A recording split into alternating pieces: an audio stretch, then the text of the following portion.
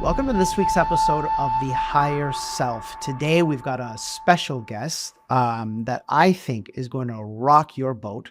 Her name is Jillian Turecki, and she's a certified relationship coach, teacher, writer, and speaker with over 20 years of experience. And Jillian, I'm going to say welcome. And secondly, I want to say 20 years of experience in what? What do you do? What do you specialize in?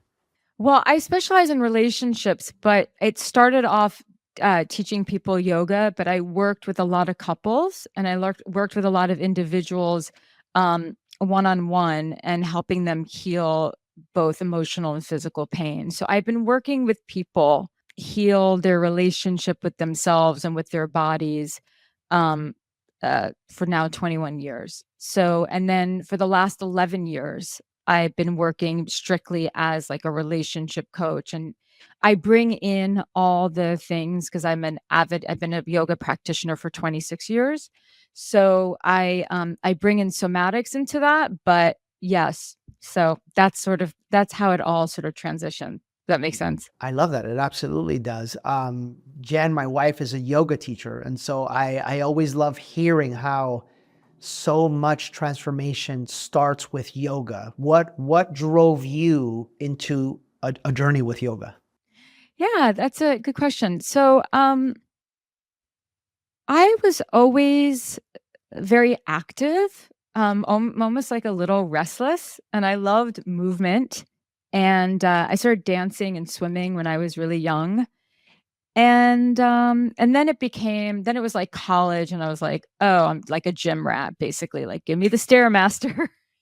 I'll do that all day long. But honestly, my boyfriend at the time, this is when New York was like just starting to get really like yoga was starting to get very popular in New York City. It was like when it was like starting to explode there. And my boyfriend at the time started going to a yoga class at this very popular gym at the time in New York City called Crunch Fitness. I don't even think it exists anymore. And he was telling me about it and he's like, go ahead, touch your toes. And even though I was like very fit and worked out, I couldn't touch my toes. He's like, that's pathetic. You need to get your ass to a yoga class. I was like, okay, okay.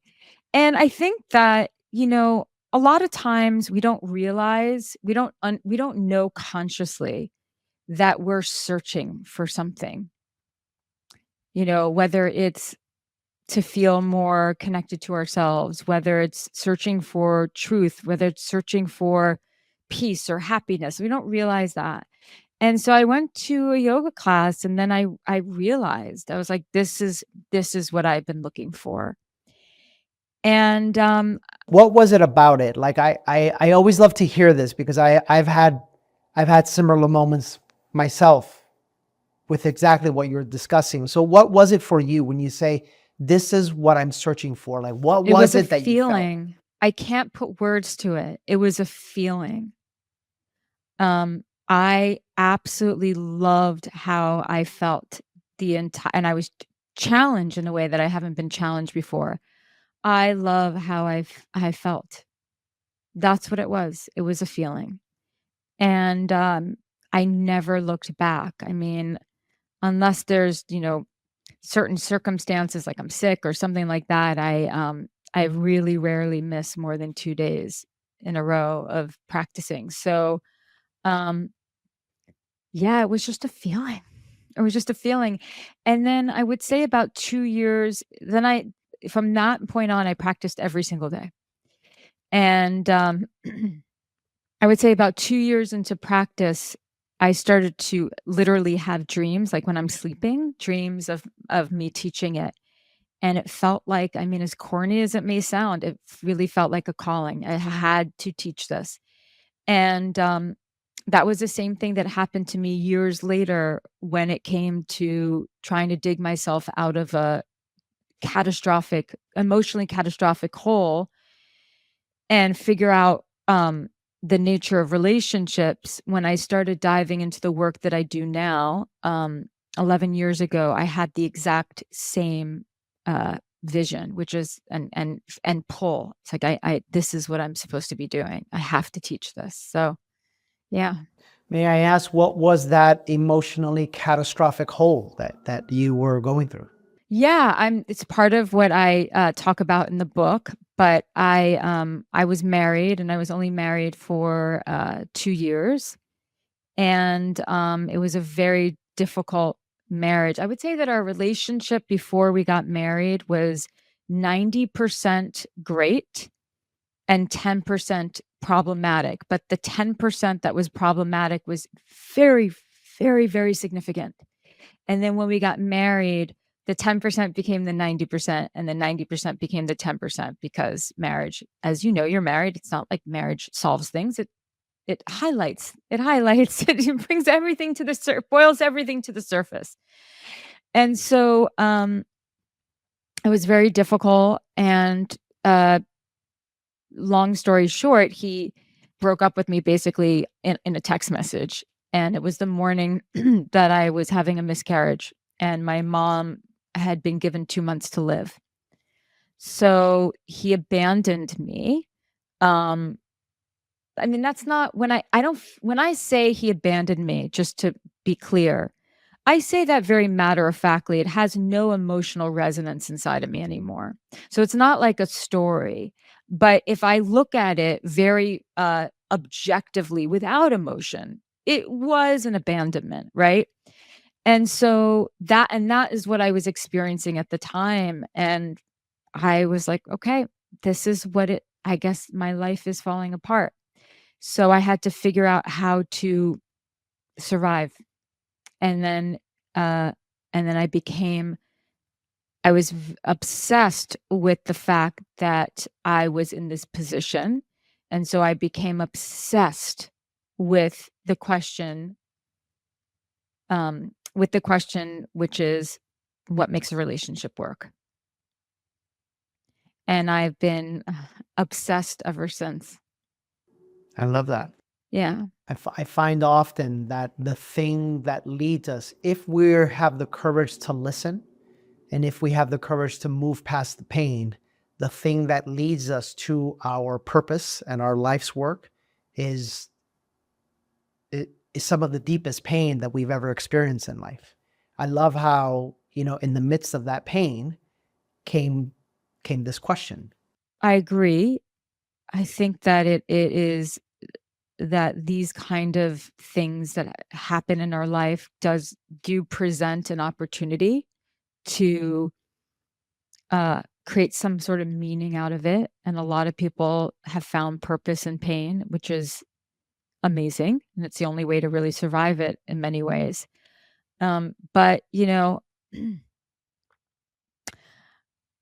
I think it's important to try to figure out how to be inspired without having to have your life fall apart. But regardless, that's what happened. And I think part of it was, again, just trying to survive. And then, when I get my mind fixated on something, it's like I can't let go. So, and I'm glad I didn't, because clearly it was what I was meant to do. Yeah, for sure. Yeah. So, what makes relationships work? You tell me. Well, I think that a relationship, just sort of macrocosmically speaking, I think it boils down to two things. One is selection, who you choose. I think is one of the most, if not the most important choice you'll ever make in your life. I think you should say that again, because I don't think people really understand how important it is and how much the person you choose to be in relationship literally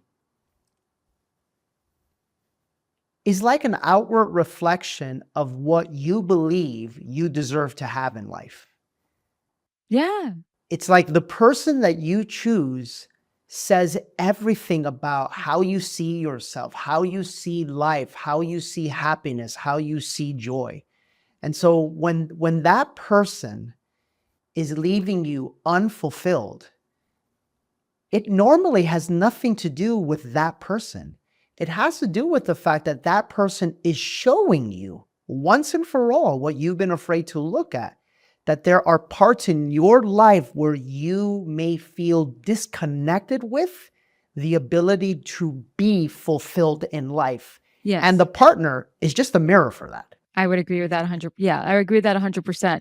So yes, so to say that again, who you choose is the most who you decide to spend your life with is the most important decision you'll ever make. Because truly, there's no one who will have a greater influence over your well-being than your life partner or just anyone who you're dating. I mean, that person has tremendous influence.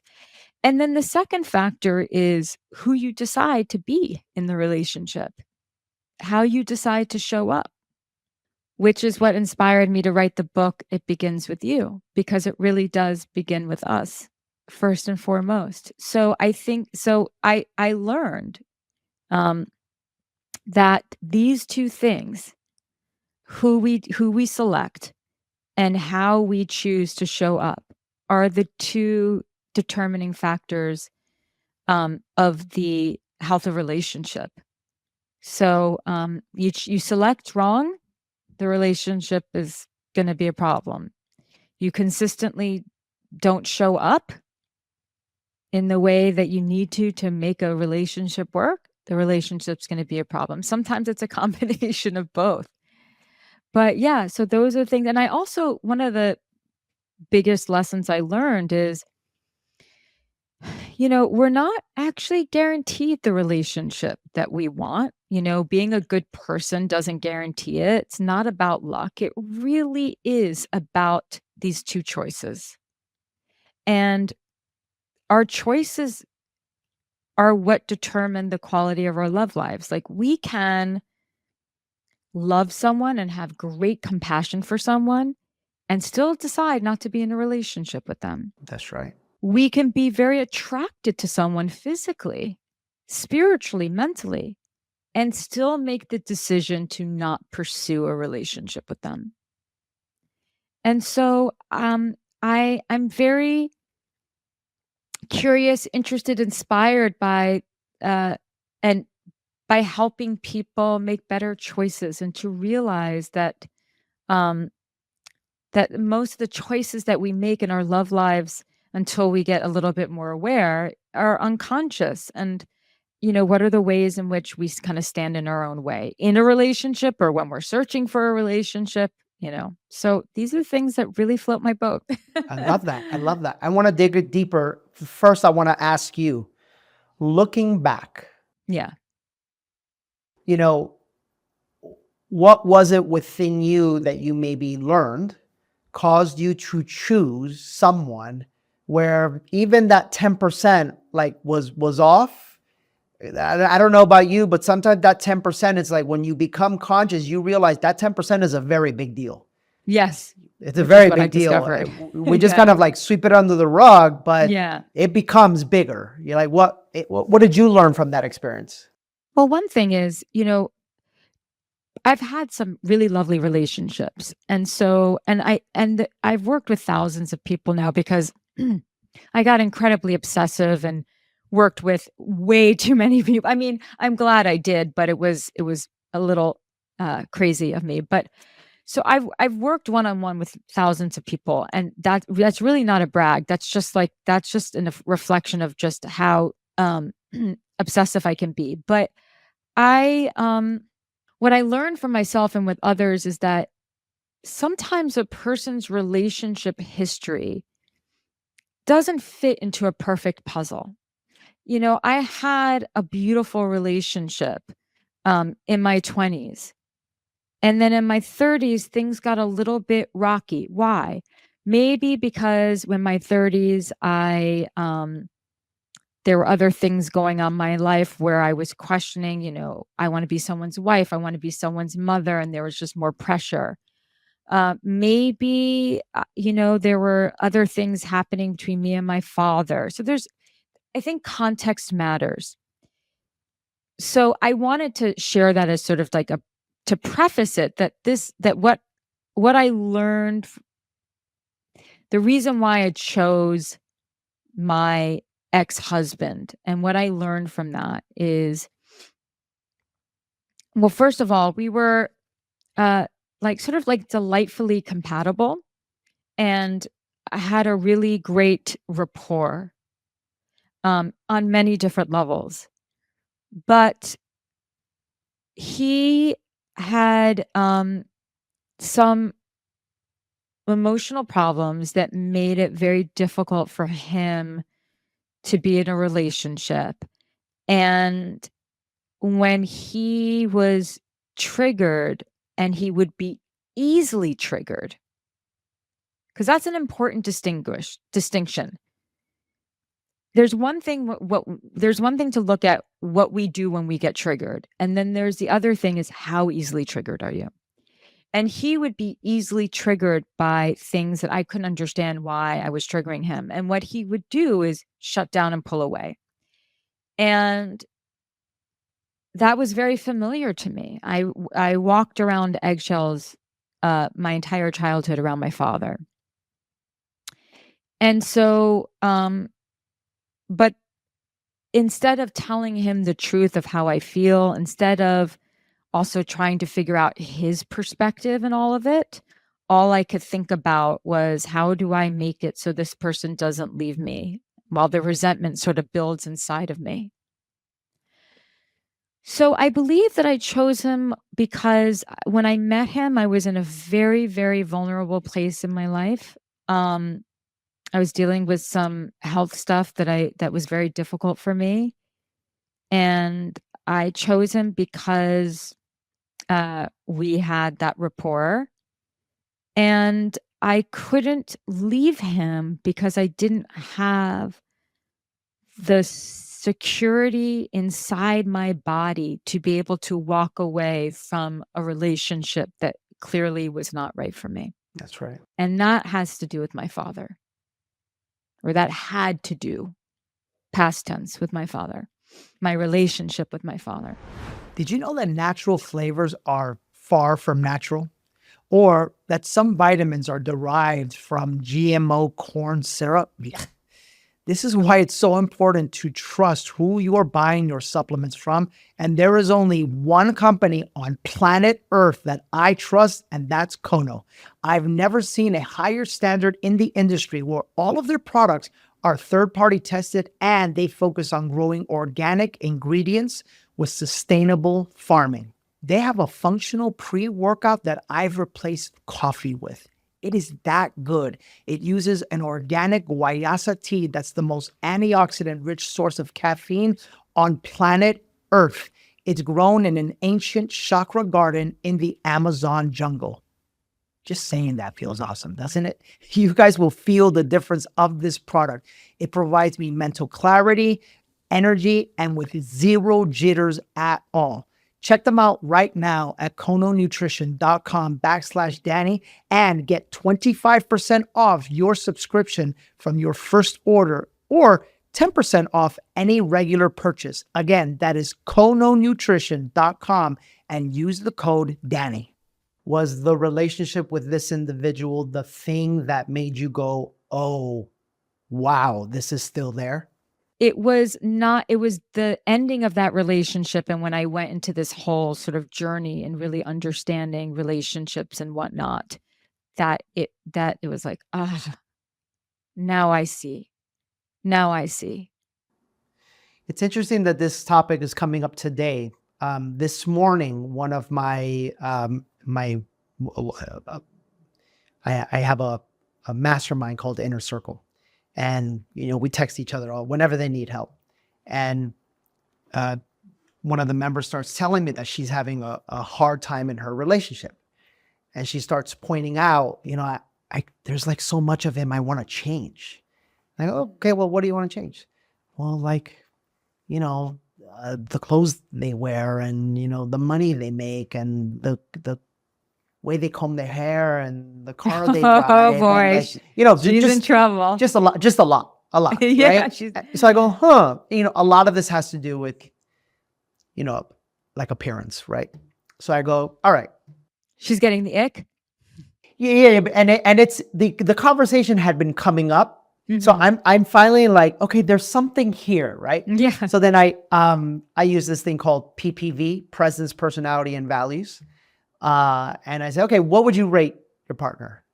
Presence, their look, their style, because we have a right to desire to be attracted to the person that Right. we're in Yes. relationship with. We You mean have how a they present themselves? yeah, That's what how you, they yeah, yeah, present yeah, themselves with sure. their, I know what it's like Absolutely. to be in relationship with someone that, their style just gets, ugh. It's like, Yeah, why would yeah, you yeah. wear that? Also, are Same they with their, clean? that, I think yes, hygiene is a that's big one. right. Yeah, yeah. All of these things, guys, right? So Yes, this is right. not just superficial if you're Right, not right, right. intentional, Yeah. right? I said, so what would you rate, 0 to 10, presence, personality, and values? And she says 4.99, right? Okay. I go, if you're gonna pick the partner that you're gonna be with, that you're gonna give yourself to, maybe not the rest of your life, but that you're gonna be in relationship with, you're gonna present to your family, you're gonna meet theirs, you're gonna travel with, you're gonna share homes with, you know, why would you pick someone that you don't see at minimum as a 9 or above in every category? And she was like, and the reason I'm bringing this up is because often I know that the person you pick, what you're saying is absolute truth. The person you select to be in relationship with it's number one. It's the biggest thing. The question is, what are the parts of you that don't allow yourself to see yourself with someone that you'd actually be attracted to, that you'd actually have compatibility with, that you actually like their personality, that you are a match with your values? Because what I find most often, maybe you might as well, is that person that we pick is literally like in life what we allow ourselves to like receive in life. It's a mirror for that, And in this case, I asked her, like, where else in your life do you feel like you're not worthy of having it all? And there was something about that question that was like, oh my God. I go, well, now you know why you called the person in. You call because they're there to teach you this, right? Yeah. Like, where did you learn in life that it was not okay for you to have it all? Hmm. And so, have you done any work around our subconscious beliefs and how they determine the person we pick? For sure. I mean, I think that I believe that our lives are determined by our beliefs. And some of them are not even that unconscious. It's I don't believe that, or I believe that men suck, or I believe that women, suck, So I think that that's a really big one.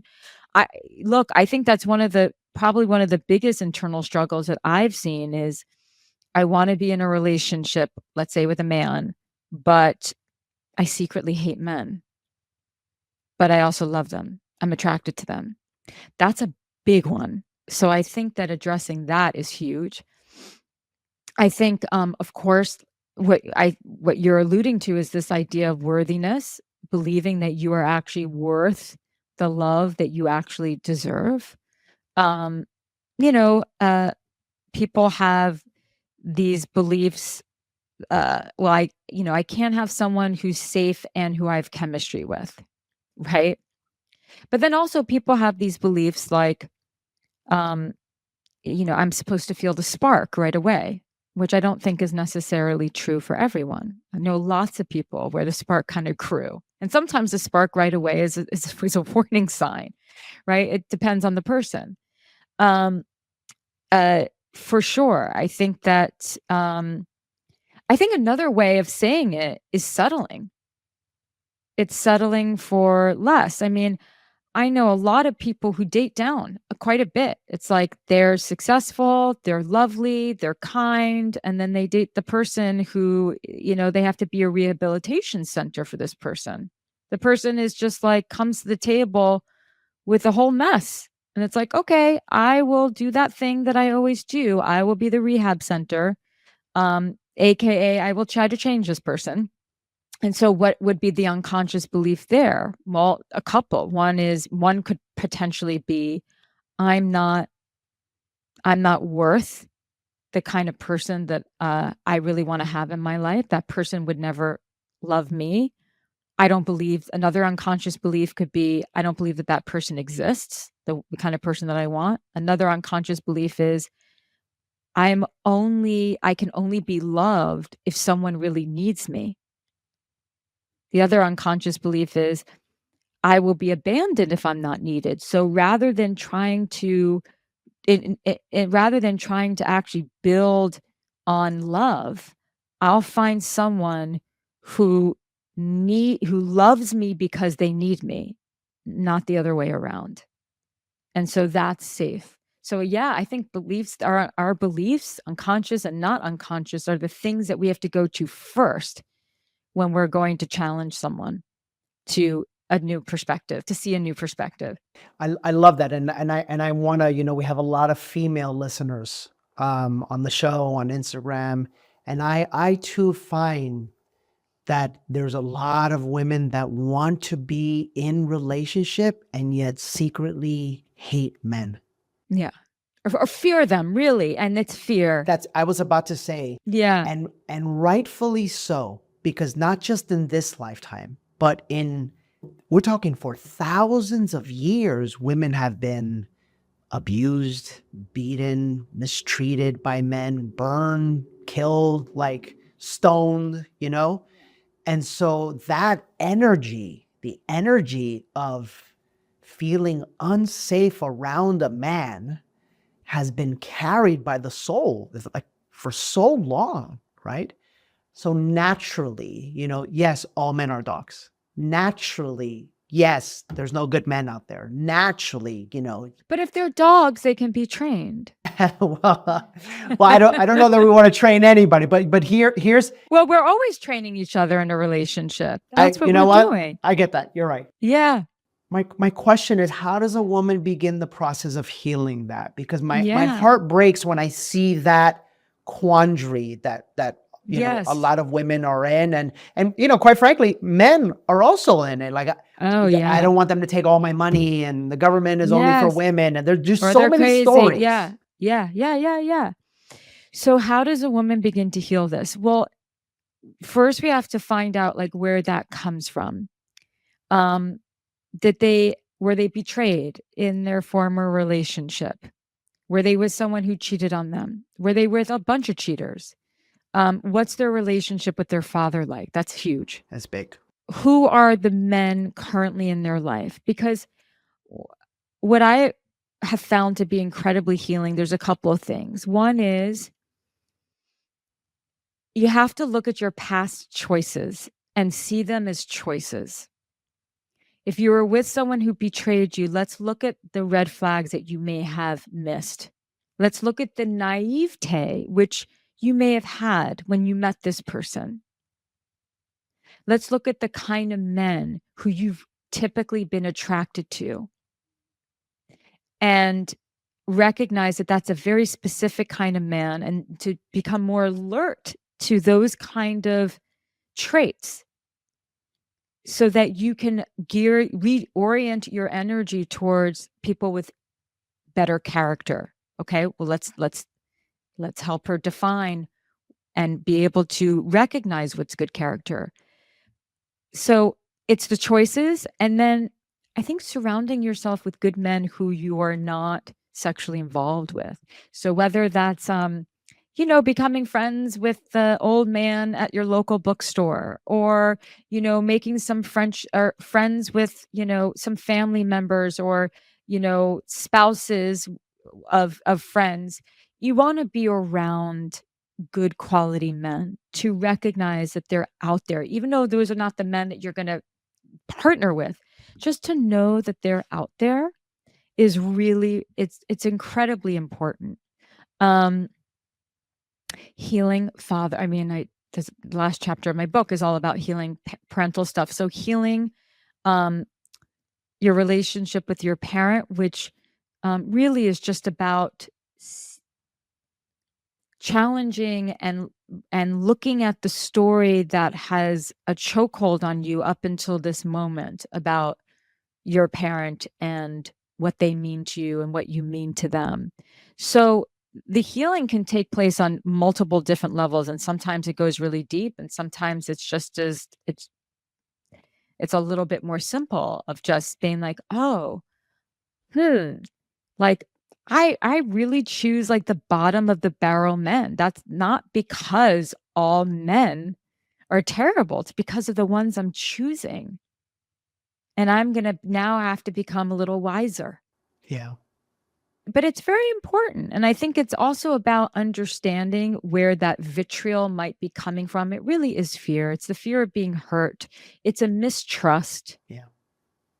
So that's the beginning. I mean, it's, but it's very important. It's super, super important, because what happens is that when you have that subconscious belief that, all men are this, right? There's a part of you that hates men, that fears men, but you also you're attracted to them. What's going to happen is that you're going to get into, when you don't deal with that, you're going to get into relationships, and you might get into a relationship with the man who's going just to reinforce the story. So who's going to be very poor character and just kind of like a loser and treat you terribly. Um, and you're likely going to be in a relationship where you're very manipulative, or you'll choose a man who who's so safe that you can control him. And in controlling him, you become the bitch in the relationship, because if you can control your man, then you automatically do not respect him. And so, but you chose the safe choice. So now you're in another pickle where you can't stand them, but for different reasons. And that's what I see play out all the time. Which is still again validating the story that you can't stand men. It's just it's wonderful how or it you all can't works. trust them, or Yeah. they can never be there for you and whatnot. Yeah. Talk to me about the last chapter in the book, because at our event, I know that, I mean, what in the work that I have done, it all starts with like your mother and father. Yeah. Like the love you did or did not receive, the presence you did or did not receive, the freedom that you felt or didn't feel to be you literally dictates the partners that you choose, the money that you earn, the love that you feel, the love that you can give or receive. For better and for worse. For better and for worse, the life that you feel you can live. Yeah. So when it comes to relationships, I mean, I know how important this is. Like, I'd love to hear from you. So my book refers to 9 hard truths about love that will change your life. And the last truth is you have to make peace with your parents. I do put a disclaimer in there that, if you've been molested or severely abused, like, you don't have to make peace with anyone. You just don't. And I explain what it means to make peace with your parents. It can look different. First of all, your parent doesn't need to be alive. You don't have to have a great relationship with them, but you have to make peace with the story. And for some people, you might have a really loving relationship with both of your parents, but they're still, on an unconscious level for you, the leader of your belief system. So you're still making choices based on what you think they would want versus what you really want. And so sometimes making peace with your parents is emancipating yourself from that role and being able to really step into who you are and relate to them differently. Ultimately, it comes down to relating to them differently, even if it's in your head. So I grew up very afraid of my father. He was never physically abusive, but there was a lot of emotional abuse and verbal abuse. And he was very sick. He was undiagnosed, bipolar. Um, some experts would say that he was definitely, clinically narcissistic. And I was also a very, very sensitive child. And so when that combination is lethal, it's not as lethal when it's combined with a child that's not so sensitive. Right? So we have to really always remember that when it comes to relationships and when it comes to life, no one is having the exact same experience, because we're having the experience based on how does my nervous system react to your nervous system, basically. And so, it was very challenging. And, he wrote a really, in the psychology world, because he was a psychiatrist, a very famous book that was based on me called The Difficult Child. So I was like, and it was based on me, and my name was Wait, in wait, wait, this. wait, wait, wait. Time out. Your Yeah, yeah. dad did? Yeah, it's a very, very, very interesting story that I outlined. Yeah, the story is very interesting. So my father was a highly respected psychiatrist. He passed away a year ago, and he was a child and family psychiatrist, and he helped many people actually. But I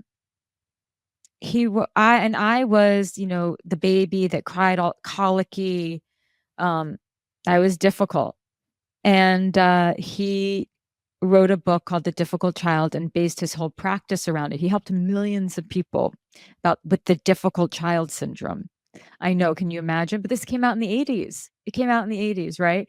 So, kind of been living with this weight on my shoulders of being difficult.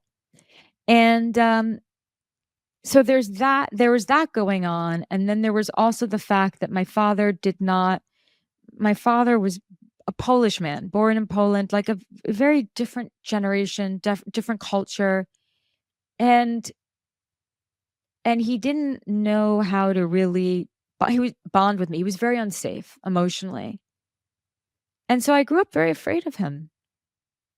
And then at 21 years old, I decided uh, I was no longer going to answer his calls.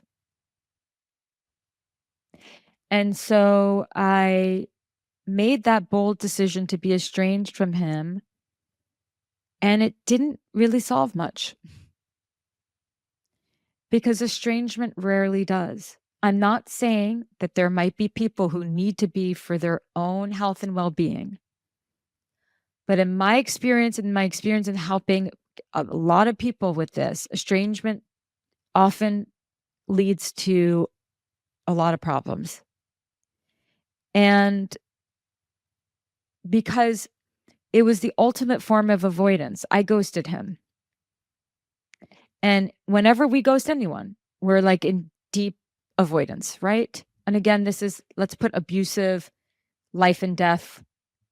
Let's table that, because I'm sure there's listeners right now saying, well, I had to do this from health. So let's just put that aside. So I went many years estranged from him. And, it started to occur to me in my 30s that maybe my not speaking to him,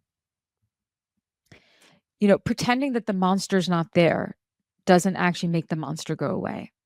What makes the monster go away is turning on the light so that you can see that what's sitting there is actually not it's not a monster. It's all a figment of your imagination. And when you go into that kind of, let me pretend like it's not there, you're always afraid that it's going to pop up in the dark and eat you alive. And so I slowly but surely started to introduce him back into my life. My relationship with him never became like rainbows and lollipops and none of that. But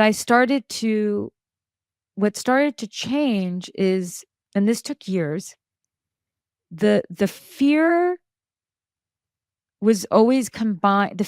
I had the fear as a child, and then as like a young adult, it was fear and vitriol. I hated him, and also was afraid of him. And when I really started to do this work, I realized that that was a prison for me.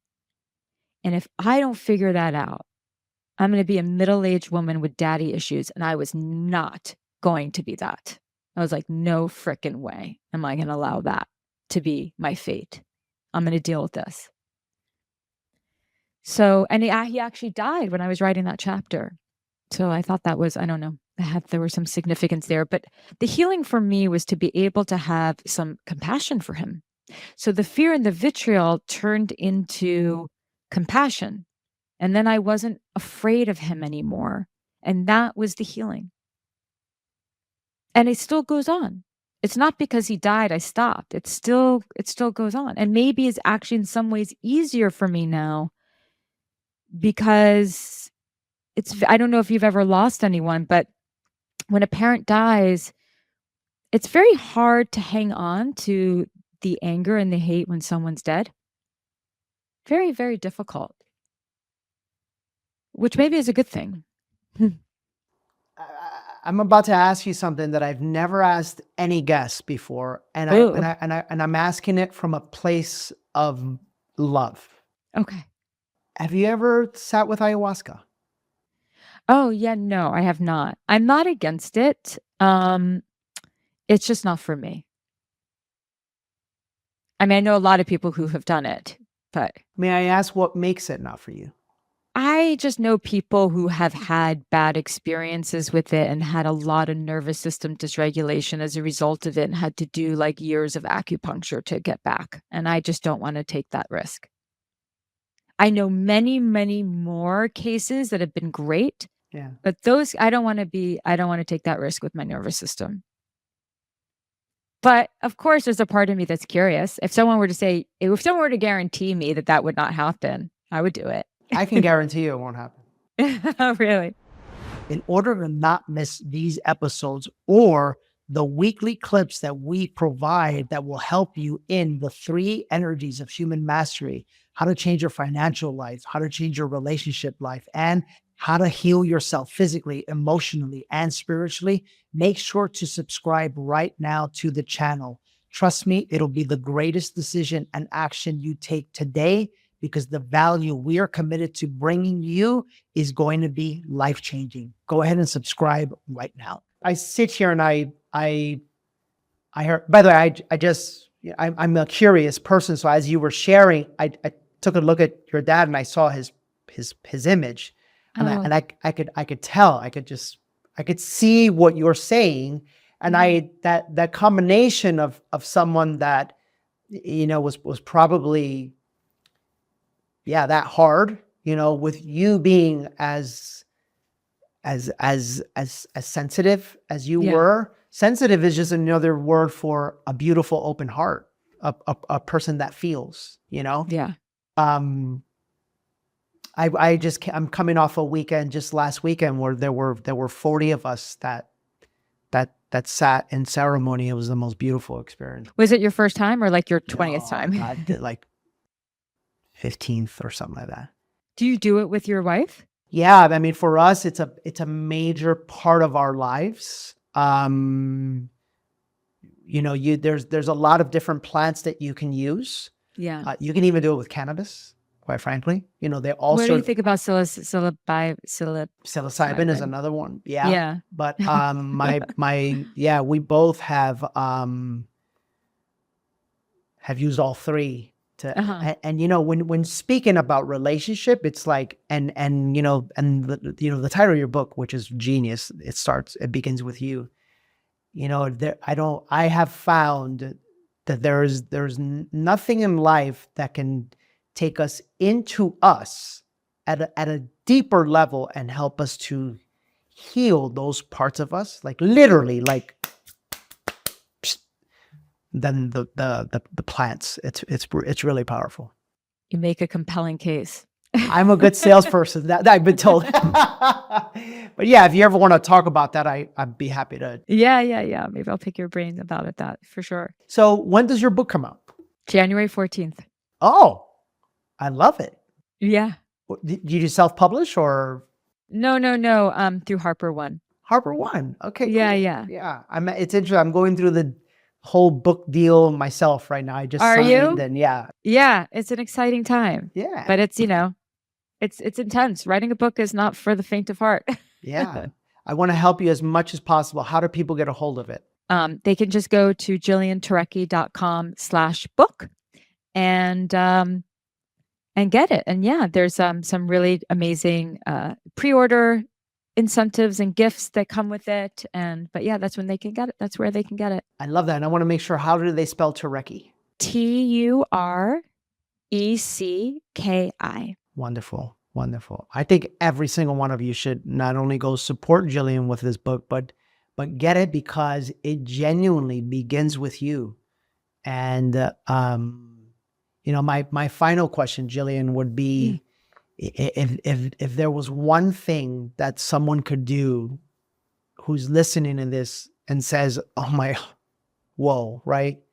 And okay, I'm ready. I'm ready to change my life. I'm ready to change my relationship. I'm ready to like fix this. A lot of what was said resonated with me. Like what would that in one thing be in your eyes?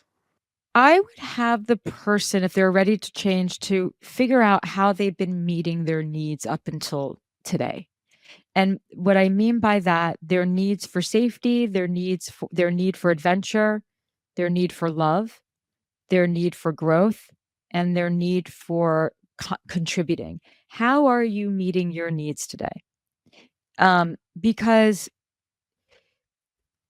it's very hard to change when you don't have an understanding of your own psychology. And the way that you understand your psychology, other than understanding your beliefs, is understanding how you're currently meeting these needs. And then the exploration is, how can I meet these needs better? And that's what I would leave them with. Because when you're able to meet your own needs and meet them better, then by default you wouldn't pick someone to be with that couldn't meet your needs at that level or better. Well, I'm just thinking even just about life in general. We're always meeting our needs. But, if you're doing drugs, you're meeting your needs. If you are, you know, you're meeting your needs all the time, whether you know it or not. You want to recognize the ways in which you've been meeting your needs that's not helping you and change that. So if you're choosing partners that are not good for you, what needs are you meeting by being with this person? And how can you learn to meet those needs better? Like, for example, and I think this will be really helpful for the people who, let's just say, have a habit of always getting into like dramatic relationships. Maybe they're always with someone married, or they're always with someone who never really commits to them, or their relationships are like a roller coaster. There's a part of you that's getting your needs met in this. There's a part of you that likes the danger, that likes the uncertainty, that's somewhat addicted to it. Can you honor the fact that you need that kind of stimulation in life? But can you meet that need in a way that actually makes you a better person and a more fulfilled person than meeting it through a crazy relationship? So I just wanted to kind of like give that example. Um, I think that's very eye opening for a lot of people when they see it. Yeah, I love it. Thank you so much for being here, Jillian. Thank you so much for having me.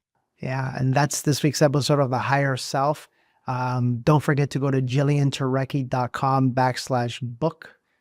Buy a couple of them as Christmas gifts because, for everyone and every aspect of life, it really does begin with you. What a great title, by the way. Seriously. Oh, thank you. Home run title. Oh, thank you. I appreciate that.